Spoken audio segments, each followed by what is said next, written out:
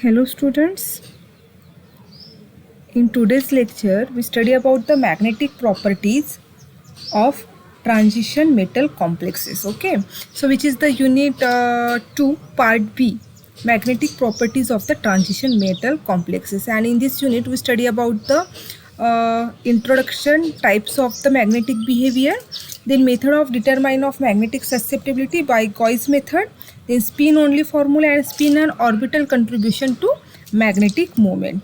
So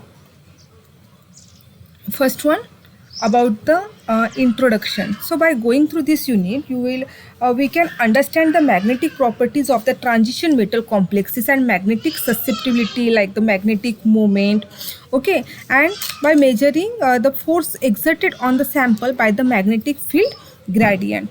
So as in previous lecture we also study about the magnetic properties of the complexes. So when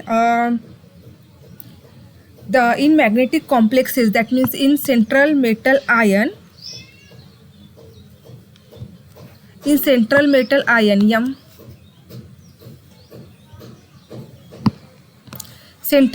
ion M. Okay, so in central metal ion there are the unpaired electrons are present, then it is the paramagnetic in nature. Okay, and when all the electrons in the central metal ion are paired, then it is the diamagnetic in nature. And by using magnetic susceptibility or measuring the magnetic moment, we can determine the number of unpaired electron, and by using the number of unpaired electron we can determine the high spin and low spin complexes. Okay, so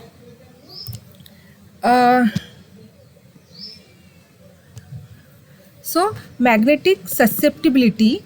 Next point is the magnetic susceptibility. Magnetic susceptibility per unit volume is defined by K, which is equal to I divided by H, where I, which is the intensity of the magnetization induced in by the external magnetic field H. Okay, so it is the intensity of magnetization induced in the sample of external magnetic field H.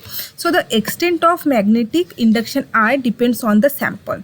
So I, it's vary depends on the if we vary the sample. So generally it is the more convenient to use the mass units. Therefore the mass of gram susceptibility is defined as K. It is the volume susceptibility, but generally we determine the mass susceptibility, which is given as xg, which is equal to the G for the gram susceptibility, which is equal to K divided by D. Okay, here D, it is the density of the solid. Then by using the gram susceptibility, we also determine the molar susceptibility, which is given as xm, where is the m is the lower suffix and which determine the molar, and its mass susceptibility, which is given as it is the multiplication of the molar gram susceptibility into molecular weight. There are some mistake here. The xm, which is equal to xg into molecular weight, where k, xg, xm are all measures of the magnetic moment of a magnetic susceptibility of a substance in a magnetic field. So this is the formula, which is the magnetic susceptibility per unit volume. This is the formula for magnetic susceptibility per gram, and this one is the magnetic susceptibility for per molar formula. Okay, so these three formula determine the magnetic susceptibility, and we cannot directly determine the magnetic moment. So first we determine the magnetic susceptibility. After that we can determine the magnetic moment of the transition metal complexes. Okay, so